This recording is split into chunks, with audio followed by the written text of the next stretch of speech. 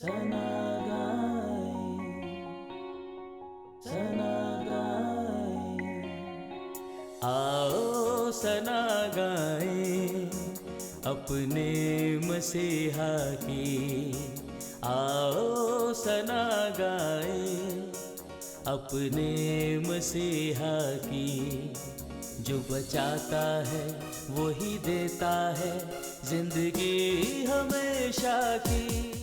खुदावंद यीशु मसीह के पुरफजल जलाली और खूबसूरत नाम में आप सबकी सलामती हो। प्रोग्राम आओ सना गाएं के साथ मैं हूं आपका होस्ट पास्टर आसिफ हारून।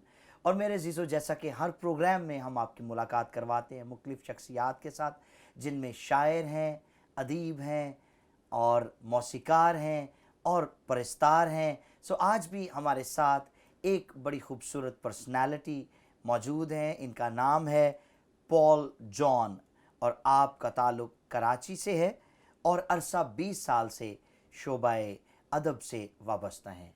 पॉल साहब, वेलकम टू द शो। जी, बहुत शुक्रिया आपका।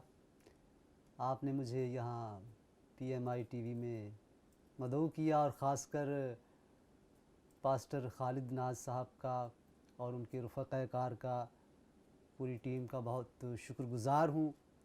उनके इस ताउन का मैं दिल से ममनून हूँ। Praise the Lord. जी, पॉल साहब, आप बेसिकली कराची से हैं और अरसा 20 साल से आप इस शोबे से वाबस्ता हैं। तो मुझे सबसे पहले आप बताइएगा कि आपको शायरी का शौक़ कब और कैसे हुआ? शौक़ तो जैसे कहा जाता है कि बचपन ही से है, लेकिन बाकायदा जो सीखा है वो मैट्रिक में जब मैं पढ़ता था तो उस वक्त हमारे एक उस्ताद थे, शायर थे, सहाफ़ी भी थे, शफ़ी अकील साहब, शफ़ी जावेद साहब, वहाँ कराची में। तो उनसे मैंने ये इस्लाह ली थी शायरी में, तो तब से बाकायदा आगाज़ हुआ। मैं पूछना चाहूँगा कि आपकी इंस्पिरेशन कौन थे? लाइक ज़िंदगी में कोई ना कोई शख्सियत हमें मुतासिर करती है, वो किसी भी शोबे से क्यों ना हो। तो आपको शायरी के इस मैदान में वो कौन सी शख्सियत है जिसने बहुत ज़्यादा मुतासिर किया कि आपने कलम उठाया और लिखना शुरू कर दिया? अदबी हवाले से तो मिर्ज़ा गालिब हैं, अल्लामा इक़बाल हैं और फैज़ अहमद फैज़ साहब हैं। इनकी शायरी में स्टूडेंट जब था, तालिब इल्म तब से पढ़ रहा था, तो कभी किसी रंग में, कभी मीर साहब को भी पढ़ा है मैंने। बस इन्हीं असातिज़ा कराम को पढ़ के तो मैंने कुछ कहना शुरू किया है, जसारत की है शेर व शायरी करने की। वाह। तो जैसे अदब के हवाले से जहाँ तक है, मुंशी प्रेमचंद फरमाते हैं कि अदब तनक़ीद हयात है। वाह। तो रुझान जो भी, अगर एक बेमानी शेर है जो हमारे लिए अच्छा नहीं है, फिर भी वो किसी तबके या किसी मखसूस रुझान की नुमाइंदगी करता है। तो बहुत ज़रूरी है कि जो लिटरेचर है या अदब है उसका बराह रास्त ज़िंदगी से ताल्लुक़ होना चाहिए, तो तभी उसमें एक रंग पैदा हो सकता है, रानाई आ सकती है। वाह वाह। इसी तरह तराजुम है बाहर कंट्रीज़ से, और मैं समझता हूँ कि इस वक्त ज़्यादातर तर्जुमे पढ़े जा रहे हैं, खा वो नावल की शक्ल में है, पोइट्री की शक्ल में है। हमारे यहाँ लिखने वाले बहुत कम हैं, तो मकामी जो अदब है वो असर पज़ीर होना चाहिए। और तराजुम में जो है वो एक मारूज़ होता है गैर मुल्की, एक ख़ास मखसूस ज़िंदगी जो लोग गुजार रहे होते हैं, तो हमारी वैसी ज़िंदगी नहीं होती है, हमारी और सतह पे ज़िंदगी है। तो मकामी सतह पे जो मसाइल हैं उनको ज़रूर अदब के ज़रिए उजागर करना चाहिए। पॉल साहब, आप बड़ी खूबसूरत बात कर रहे हैं कि हमें इस बात को उजागर करना चाहिए ज़िंदगियों में, दिलों में, कि लोग अदब से वाबस्ता हों। आज एक बड़ा फुकदान ये है कि लोगों की किताबों में दिलचस्पी नहीं रही। जी, ठीक, लोग किताबें पढ़ना नहीं मांगते। यहाँ तक कि हमारे अपने मुल्क की ये हालत है कि जूते शोकेस में लगे होते हैं और किताबें सड़क पे पड़ी होती हैं। ऐसे ही। और इस कदर लिटरेचर की बेहुरमती हो रही है। इस सिनेरियो को देखते हुए किस तरह से अपने मतलब लोगों के दिलों में یا لوگوں کو ہم موٹیویٹ کر سکتے ہیں, قائل کر سکتے ہیں کہ وہ لٹریچر سے وابستہ ہوں, وہ ادب کو پڑھیں, کتابوں کو پڑھیں اور نالج حاصل کریں؟ دیکھیں ان چیزوں کا تعلق تحریک کے ساتھ ہے, ایک موومنٹ کے ساتھ, چاہے وہ انفرادی سطح پہ ہو یا اجتماعی سطح پہ. ملک کے ادارے بھی اس چیز کو لے کے چل سکتے ہیں کہ آج کتاب کیوں نہیں پڑھی جا رہی ہے. جو ادبی حلقے ہیں, بڑے بڑے ادارے ہیں, میں سمجھتا ہوں کہ یہ مسئلہ آج کا نہیں ہے. ہم بھی شروع ہی سے سنتے آ رہے ہیں, پڑھتے آ رہے ہیں کہ کتاب پڑھنے کا رجحان بہت کم ہے, اور یہ مسئلہ آج کا نہیں ہے. لیکن یہ جاری و ساری ہے, بلکہ اب تو اور زیادہ ہو گیا ہے. سوشل میڈیا کے باعث, سوشل میڈیا کے ذریعے جو پرنٹ میڈیا ہے اس کو کافی دھچکا ملا ہے. تو پیپر جو ہے وہ دور ہو گیا ہے, پہلے ہی دور تھا. تو کمپیوٹر کے ذریعے لوگ دعویٰ تو کرتے ہیں کہ ہم کتاب پڑھ رہے ہیں کمپیوٹر کے ذریعے, لیکن ضرور پتہ نہیں کہ واقعی وہ کتاب ہی پڑھ رہے ہیں یا کچھ اور دیکھ رہے ہیں. تو لائبریریز جو ہیں ان کا وجود بہت ضروری ہے, اور وہ اور میرا خیال جو ہیں لائبریریز وہ بھی خالی پڑی رہتی ہیں. میں خود لائبریری کا ممبر ہوں, یہاں میونسپل لائبریری جو دھوبی گھاٹ کے نزدیک ہے, تو میں وہاں باقاعدہ جاتا ہوں, ممبر بنا ہوں اس کا. تو یہ شوق ہے. میں سمجھتا ہوں دیے سے دیا جلتا ہے, کہ جیسے میں نے پہلے کہا ہے کہ یہ ایک تحریک کا نام ہے, چاہے وہ ایک شخص سے ہو. اب فرض کریں میں ہوں, تو جیسے عبدالستار ایدھی صاحب تھے, انہوں نے فلاحی کام کی ایک تحریک شروع کی, ایک ہی تھے, پھر آہستہ آہستہ بہت سارے لوگ مل گئے. تو انفرادی طور پہ بھی میں ایک تحریک لے کے چل سکتا ہوں کہ کتابیں پڑھنی چاہیے, لوگوں کو موٹیویٹ کرنا چاہیے. تو یہ چیزیں چلتی رہنی چاہیے. تو فیض صاحب کا ایک شعر یاد آ رہا ہے مجھے کہ اسی شمع کو حلقہ کیے بیٹھے رہو یارو, کچھ روشنی باقی تو ہے ہر چند کے کم ہے. تو روشنی کم تو ہے لیکن باقی تو ہے. اب یہ کب تک باقی رہے گی یہ خدا جانتا ہے, لیکن ہماری جو ہے وہ کوشش جاری ساری رہنی چاہیے. اور میرا خیال ہے کہ اس میں ٹیچرز کا ایک بہت زیادہ رول ہونا چاہیے کہ وہ اپنے اسٹوڈنٹس کو زیادہ سے زیادہ موٹیویٹ کریں کہ وہ بکس کو پڑھیں, ہے نا.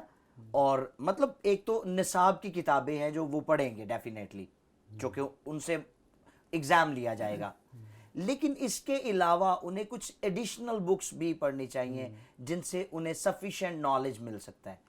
کیا خیال ہے آپ کا؟ بالکل, یہ بڑا دلچسپ اور پیچیدہ مسئلہ ہے. ہم بھی یہی پڑھتے آ رہے ہیں, سنتے آ رہے ہیں کہ پڑھنے کا رجحان بہت کم ہے لٹریچر کا, لیکن تحریک ہونی چاہیے. جیسے میں نے کہا ہے کہ ہمیں جو استاد ہوتا ہے وہ تو ایک پروفیشنل ہوتا ہے, پیشہ ور ہوتا ہے, اس سے اس چیز سے زیادہ سروکار نہیں ہوتا ہے. لیکن پھر بھی ایک ادارے کے طور پہ یا ایک تنظیم کے یا فلاحی کام کے طور پہ اس کام کو لے کے چلنا چاہیے کہ نوجوانوں میں کتب بینی کا رجحان پیدا ہو, لوگ پڑھیں.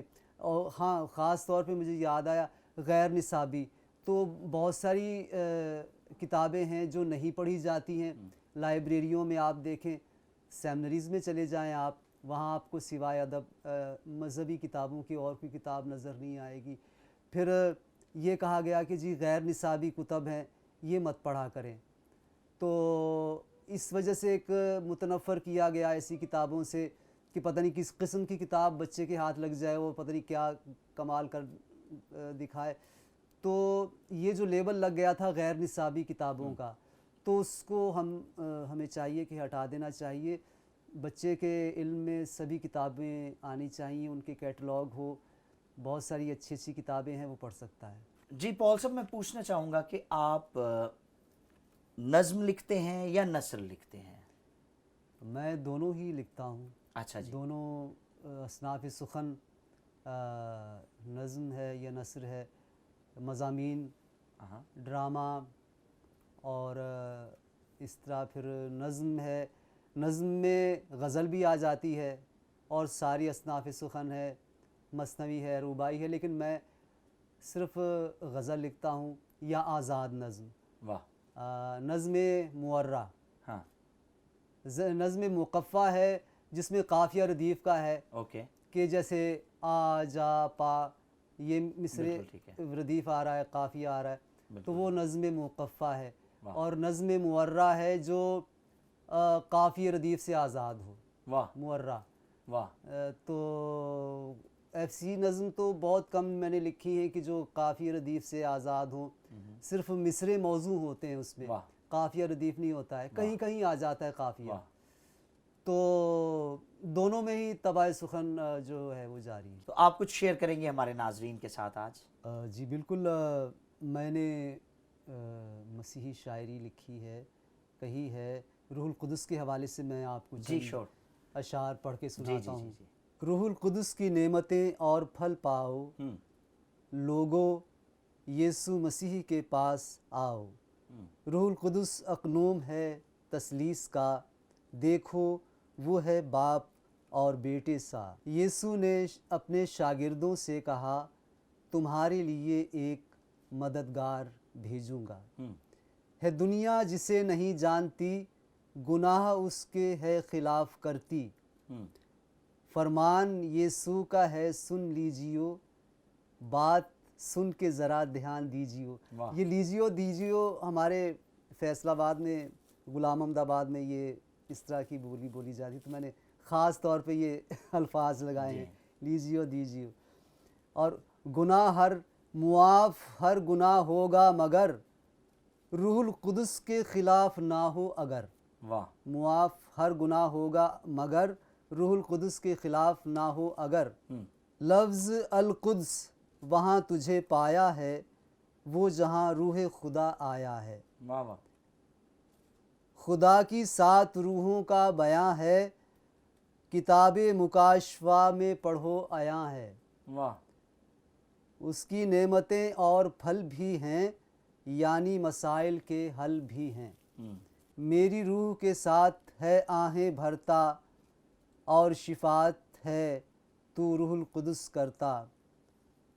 ए पाक रूह तू मेरी क़ुव्वत है, यीशु की तरफ से मोहब्बत है। बात खुशबू जैसी करते हो, रूह का दम भरते फिरते हो। रूहुल कुदस मुझे मिल गया है, फ़तह बहुत कुछ कर लिया है। तूने दिल को मेरे चाक किया, रूह को मेरी पाक कर दिया। भेद ये है सरासर तसलीस का, बाइबल ही ने इसे है खोला। ये अटूट अकाई है मिस्ल सितारों के, कहीं 2 3 और 7 तारों के। ये अटूट इकाई है मिस्ल सितारों के, कहीं 2 3 और 7 तारों के। वाह, तो ये क्या बात है, क्या बात है। पॉल साहब, आज चूँकि बड़ा ख़ास दिन है और लेबर डे मनाया जा रहा है सारी दुनिया में, मज़दूरों का आलमी दिन, तो इस हवाले से एक वर्स मेरे जहन में आ रही थी, वो मैं आपके साथ शेयर करना चाह रहा हूँ। जी जी मत्ती की इंजील में यूँ लिखा है कि ए मेहनत उठाने वालों और बोझ से दबे हुए लोगों, सब मेरे पास आओ। यीशु मसीह कह रहे हैं, मैं तुमको आराम दूंगा। तो आज मज़दूरों के लिए ये बड़ी तसल्ली की बात है कि वो जो मेहनत करते हैं, वो जो बोझ के तले दबे हुए हैं, खुदावंद उन्हें इनविटेशन देते हैं कि उनकी मेहनत से उन्हें बड़ा इस्तिफादा होगा। ठीक है ना? और मेहनती शख्स जो है, बाइबल इस बात की गवाह है कि वो हमेशा कामयाब रहता है और दौलत कमाता है। तो आज के इस खास दिन के हवाले से आप कुछ चंद अशार अगर हमारे नाज़रीन के साथ शेयर करें। जो करो जी से खुदा देखता है, देखो तुम कभी पढ़ो कलाम कहता है। मेहनत उठाने वालों और बोझ से दबो, आराम पाने तुम यीशु के पास आओ। थक हार कर जो तुम बैठ जाओगे, कामरानी तुम हरगिज़ कभी ना पाओगे। वाह। मेहनत कश ने बदल डाले हैं ज़माने, मेहनत के आलम है गाता तराने। वाह वाह वाह, मेहनत के आलम है गाता तराने। क्या बात। तो ये बहुत है। बहुत छोटी आला। सी पॉल साहब थैंक यू सो मच, खुदा आपको बहुत ज़्यादा बरकत दे और आपको अपने जलाल के लिए इसी तरह से इस्तेमाल करता रहे। Thank you very much for being with us.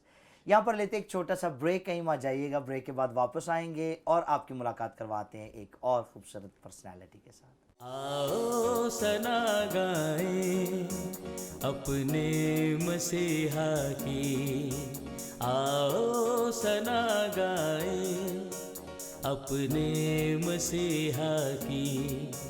जो बचाता है वही देता है जिंदगी हमेशा की।